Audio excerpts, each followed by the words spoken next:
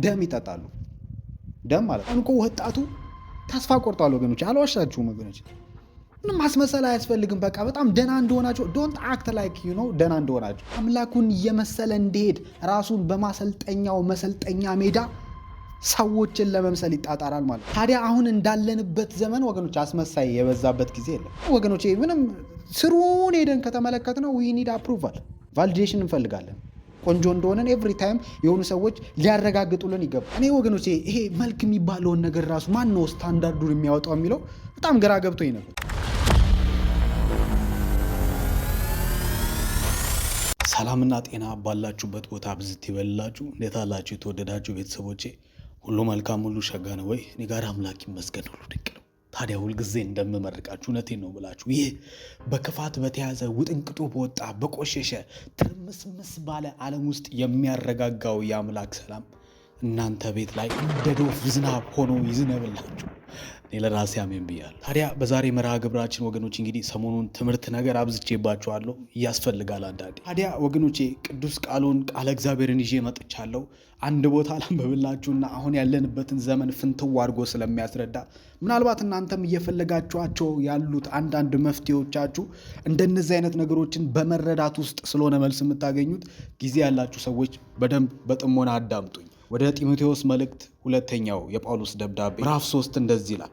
ነገር ግን በመጨረሻው ቀን የሚያስጨንቅ ዘመን እንዲመጣ ይህንን እወቅ ይሏል። ወገኖቼ በመጨረሻው ዘመን ብሎ እየተናገረ ያለው አሁን እኔና አንተ እየኖርንበት ያለውን ይህንን ዘመንና ኤራ ነው። ስለዚህ የመጨረሻውን ዘመን ስታስብ አለ ተድላ እንዲሁም ደግሞ ሃኒሙን እንዲሁም ደግሞ ሃኒ ወገኖቼ በጣም ሊጣፍጡ የሚችሉ አይነት ነገሮችን አስብ። ህይወት እየተቃና ሰውም እየተስተካከለ መንግስትም በቃ ለህዝቡ እያሰበ ህዝቡም ደግሞ እኔ አንዳንድ ሰዎች በጣም በቃ የተሻለ ዘመን መጥቶ በቃ አላደር ምናልባት ኢትዮጵያንም አምላክ ይጎበኛታል ተብሎ ሲነገር በኢኮኖሚ ባርኮን በልጽገን በዓለም ሀብታም አገሮች ተርታ ተመድበን ስንጨርስ ቲማቲም በነፃ ሽንኩርት በነፃ የሚታደልበት መብራት በነፃ የሚሆንበት ጊዜ የምንጠብቅ ሰዎች አለን። በጣም የምናሳዝን ምናልባት የዋህ በቅንፍ ውስጥ ሞኝም ነን ወገኖች። በመጨረሻ ዘመን እንደዚህ አይነት ዘመን ይመጣል ተብሎ አስቀድሞ ተተንብዮአል። ምን አይነት ሲባል የሚያስጨንቅ ይለናል። ታዲያ የሚያስጨንቀው ጊዜ ላይ ያሉ ሰዎች ምን አይነት ባህሪና ግለ ጸባይ ይኖራቸዋል የሚለውን ሲናገር እንደዚህ ይላል። ሰዎች ራሳቸውን የሚወዱ ይሆናሉና፣ ገንዘብን የሚወዱ፣ ትምክህተኞች፣ ትዕቢተኞች፣ ተሳዳቢዎች፣ ለወላጆቻቸው የማይታዘዙ፣ የማያመሰግኑ፣ ቅድስና የሌላቸው፣ ፍቅር የሌላቸው፣ እርቅን የማይሰሙ፣ ሐሜተኞች፣ ራሳቸውን የማይገዙ፣ ጨካኞች፣ መልካም የሆነውን የማይወዱ፣ ከዳተኞች፣ ችኩሎች፣ በትዕቢት የተነፉ፣ ከእግዚአብሔር ይልቅ ተድላን የሚወዱ ይሆናሉ። የአምልኮ መልክ አላቸው፣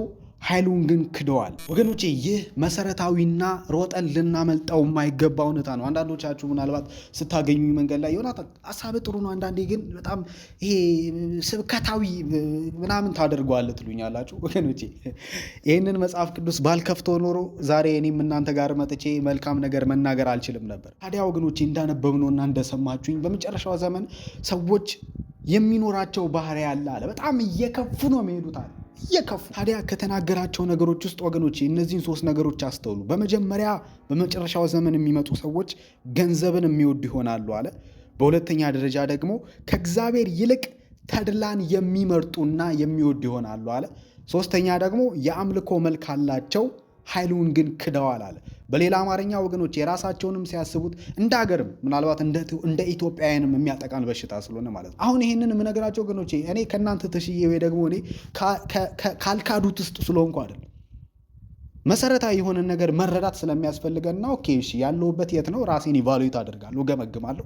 ስለዚህ የራሳችሁን ህይወት ደግሞ ዞር ብላችሁ ስትመለከቱ ከእናንተ በላይ ራሳችሁን የሚያውቅ ሰው የለም። በነገራችን ማን እንደሆንሽ እውነቴን ነው የምላችሁ። እዛ የምታስመስለውን ፊታችንን ቀይረን ድምፃችንን ቀይረን አለባበሳችንን ቀይረን የምንሄድበት የምንነግራቸውን አይደለም። who you really are አንተም አንቺም እኔም ጨምሮ። ስለዚህ ራስን ኢቫሉዌት ማድረግ መሰረታዊ ነገር ነው ለመለወጥም ለመንቃት። አንተ አንቺ እኔ ተኝተን ሳለ አይደለም የአምላክ ብርሃን የሚበራልን። እኛ የሆነ ነገር እንድናደርግ ይፈልጋል አምላካችን። ዛሬ በቃ በጣም ሲሪየስሊ ነው መሰብካችሁ ስለምወዳችሁ ማለት ነው። እንግዲህ እንደዚህ እያልኩ እያለሳለስኩ ልግባቸው። አንዳንዶቻችሁ አትወዱም ሲሰበክ ምንድን ነው መጽሐፍ ቅዱስ ዝም ብለህ በቃ ጠንቋይ ምናምን ደብተራ ምናምን ወገኖች፣ የዛ ጋር የሚወረወረውን ቀስት እኮ የምትሰብሩት አሁን በምነግራችሁ መሰረታዊ ነገር ስለ ቀስቱ በጣም ተብራርቶ እንዴት እንደሚሰበር ካልተነገራችሁ ወገኖቼ፣ ስለ ቀስቱ የሚያውቅ ነገር ግን በቀስቱ የተወጋ ሰው ነው ብትሆን። ታዲያ ወገኖቼ በመጨረሻው ዘመን ያለን እኛ ሰዎች ገንዘብን የምትወዱ ትሆናላችሁ ተብሎ አስቀድሞ የተነገረው ትንቢት በእኛ አሁን እየተፈጸመ ያለበት ዋነኛ ምክንያት ምንድን ነው? ለምንድን ነው ገንዘብ የምንወደው?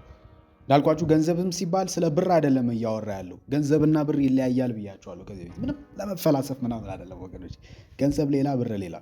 ምናልባት ብር ገንዘብ ውስጥ ሊጠቃለል ይችላል። ለዛ ነው ብርም ሳይመጣ በፊት የሚቆጠረው የሞባይል ትራንስፈር ሳይመጣ በፊት ገንዘብ ነበር፣ ስሙን በሌላ እየቀየረ ማለት። ታዲያ ወገኖቼ ይህንን ዓለም ስትወዱ፣ እንግዲህ ዛሬ ቃል እግዚአብሔር ላይ ነው ትኩረት የምናደርገው። በዋናነት ዓለምን ስትወዱ ይለናል፣ አንድ ነገር ከእናንተ ውስጥ ይወጣል ይለናል።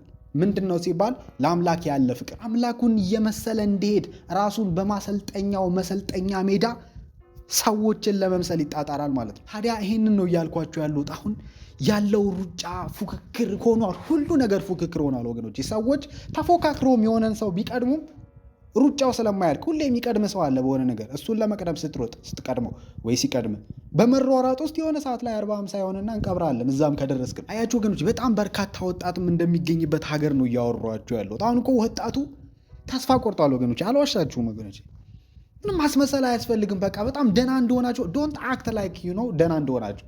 በቃ ከታመማችሁ ታምም ያለው ካንሰር አለብኝ ብለህ ንገረው ለአምላክ የሚፈውስ ዘንድ። ነግሬያቸዋለሁ እኮ ቅድም። የአምልኮ መልክ አላቸው ኃይሉን ግን ክደዋል ይላል።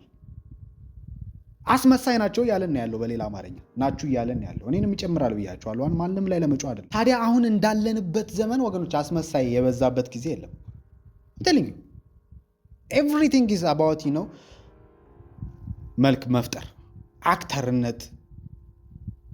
ጌሙን የሚያሸንፉት ጥሩ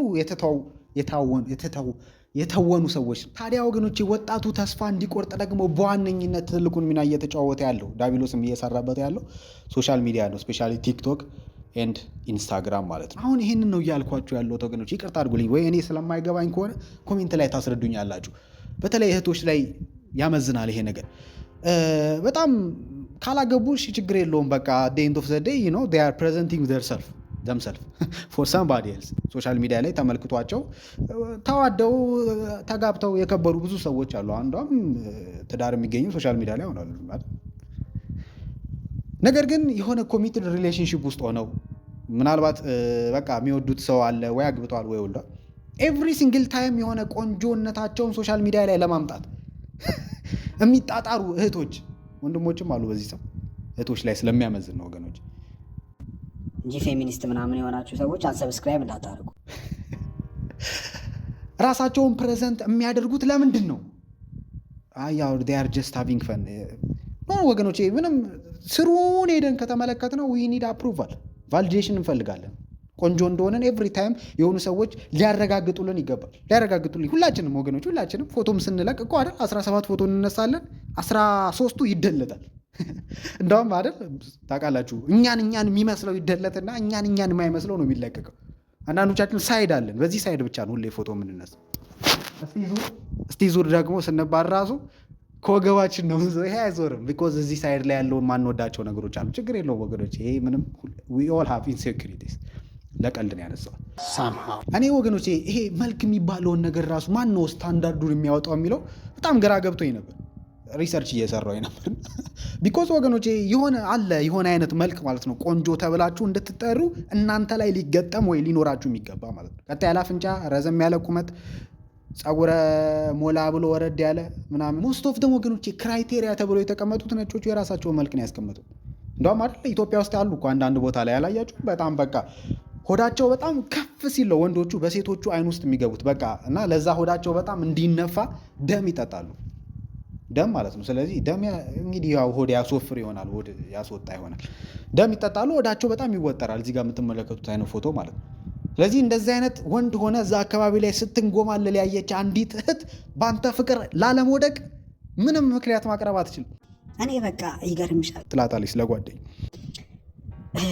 ከሰውነቱ በፊት ሆዱን ቀድሞ ስመለከተው ልቤም ቀደመኝ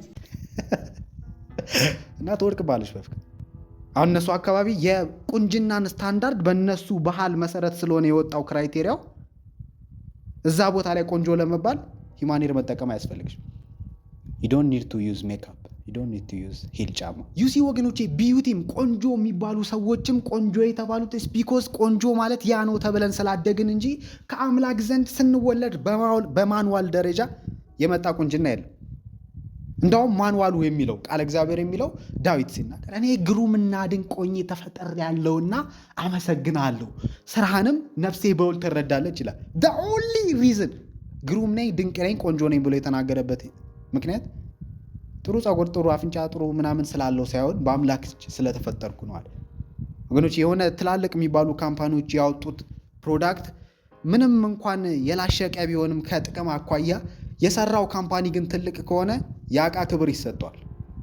ስለዚህ አንተም አንቺም ክብርሽ ያለው በመፈጠርሽ ውስጥ እንጂ ከተፈጠርሽ በኋላ እንዳንቺ የሆነ ሰውዬ ሽንት ቤት ቁጭ ብሎ እንዳንቺ አይነት ሰው ማለት ሽንት ቤት ቁጭ ብሎ እስቲ ከኪያላ ፍንጫ ምናምን ያው እንዲህ ብሎ የሆነ ስታንዳርድ አውጥቶ ይሄ ነው ብለው ነግረውን እሱን ለማሟላት ለምን እንጣጣራለን? ዛሬ እንግዲህ ቻሉኝ ወገኖች፣ በጣም ስሜታዊ የሆንኩኝ ነው መሰለኝ። ጥበቃ ያስፈልግ፣ መንግስት ራሱ ጥበቃ ሊያደርግልህ ይገባል። ስለዚህ በቀኑ መጨረሻ በዘመን ማብቂያ ላይ ያለ ነው።